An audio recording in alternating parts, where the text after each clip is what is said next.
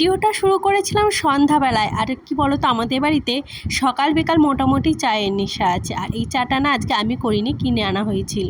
মাঝে মধ্যেই বিকালে চা কিনে নিয়ে আসা হয়, কেননা পাশেই দোকান, আর সবাই মিলে একটু গল্প করছিলাম। যাই হোক, এইদিকে দেখো একজনা রেডি হতে এসছে, আর দেখো দারুণ কিন্তু সাজিয়েছে। তবে হ্যাঁ, ও কিন্তু কোনো পার্লারে শেখেনি, বাট সুন্দর সাজায়, জানো তো আমার জায়ের মেয়ে। মেকআপ লাগিয়ে বসে আছি। আজকে আমার মেকআপ ম্যান নেই, তো আমি একা একাই মেকআপ করবো। জানি না কি কেমন মেকআপ করব। আমি মেকআপ কোনো দিনই করতে পারি না, ভালোবাসি বাট পারি না। দুই একজন আছে না, তো ওই কোনো মতো নিজের কাজ চালানোর মতো করিনি। আর এগুলো সব দেখছো আমার চায়ের মেয়ে। তো রেডি, এই দেখো আমি নিজে নিজে মেকআপ করেছি। এখন টিপ পরবো আর একটু সিঁদুর পরবো। সেরকম একটা সাজতে পারি না আমি, তাও মোটামুটি নিজের কাজ চলে সেরকম পারি।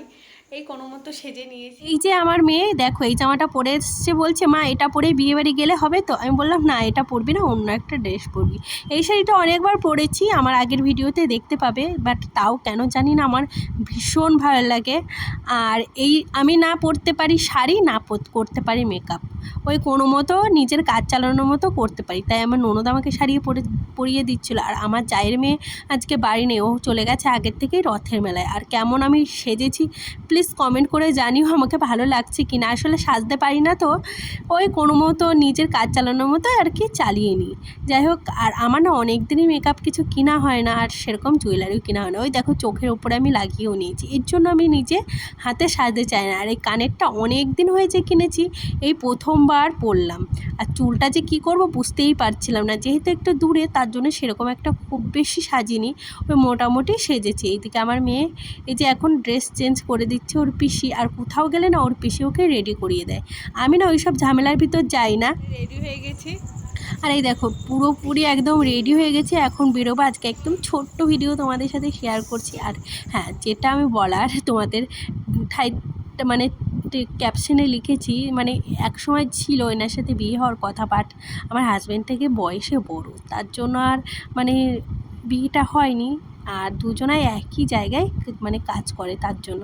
যাই হোক, এ দেখো আমরা চলে এসেছি বিয়েবাড়ি। আর আমি না এত ভিড় দেখে যাইনি, আমার বরকে বলেছি কি যাও তো তুমি ভিডিওটা করে নিয়ে আসো, আমি আর ভিতরে যাব না। আমি একজনের সাথে বসে গল্প করছিলাম, আর এখানে আমরা বসেছিলাম। তারপরে দেখি এদিকে বড় চলে এসছে, তাই আমি একটু বরকেও তোমাদের দেখিয়ে দিলাম। মোটামুটি ওই 9:30 10টার দিকে এসেছিলাম। আর এইখানে এসে ভেবেছিলাম কটা ছবি তুলবো, হ্যাঁ তুলেছি। তবে কি বলো তো, ভেবেছিলাম বউর সাথে ছবি তুলবো, আজকে আর তোলা হলো না।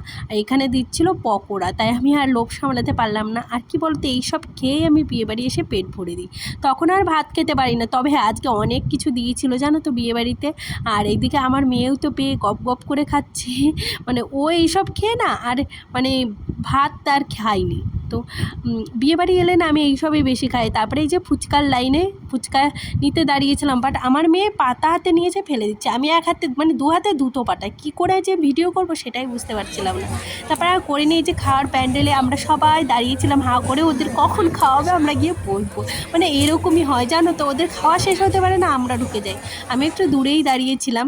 যাই হোক, রাতটা অনেক হয়ে গেছিলো বলে তার জন্য। আর দেখো কত কিছুই খেতে দিয়েছে দেখেছো, আজকে তোমাদের একটু মেনু কার্ডটা দেখিয়ে দিলাম। যাই হোক, তারপরে এই যে খাবার টেবিলে বসে পড়েছি। আর আমি তো কখন ভাবছি আমার লোভনীয় খাবারগুলো আসবে, মানে আমি এই ভাজা পোড়াগুলো ভীষণ ভালো খাই। আর আমার মেয়েকে বলছি এই কেমন হয়েছে, বলছে দারুণ। আর চিকেন স্যাটেটা খেয়েই তো আমার পেট ভরে গেছিলো, আমার কাছ থেকে আমার মেয়েকে একটু দিয়েছিলাম। তারপরে এই যে খাওয়া দাওয়া সেরে এই যে চলে এসেছি। আর কি কী খাওয়ালো তোমাদের শর্টে অবশ্যই দেখাবো। তবে হ্যাঁ, কদিন ধরে আমার শর্ট একদম এডিট করা হচ্ছে না।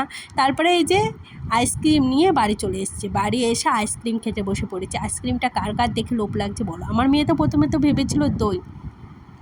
বাড়ির সবাই মিলে আইসক্রিমটা ভাগযোগ করে খাচ্ছিলাম, মানে একটা এক্সট্রা দুটো এনেছিলাম, তো সবাই মিলেই খাচ্ছিলাম আইসক্রিম। যেহেতু আমার হাজব্যান্ড খায় না ওরটা, আর একটা এনেছিলাম, তাই সবাই মিলে খাচ্ছিলাম আর কি। তো আজকে ভিডিওটা খুব একটা বেশি বড় করলাম না, তো আজকে মতো টাটা, দেখা হচ্ছে নেক্সট ভিডিওতে।